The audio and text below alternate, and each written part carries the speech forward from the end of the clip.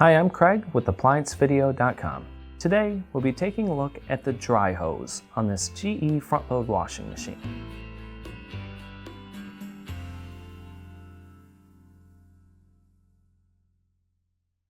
Stop. Before beginning any repair, always be sure to disconnect the power to the appliance.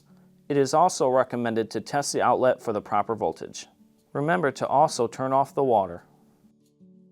The main reason why you'd be replacing a dry hose is if there's a hole in it causing a leak from the back. Now, click on the link below to view this repair video.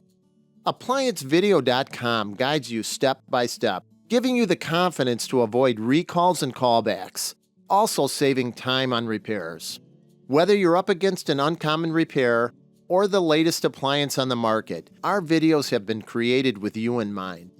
Our growing library of videos have been produced using our factory-certified technicians who have extensive infield experience over the past 30 years.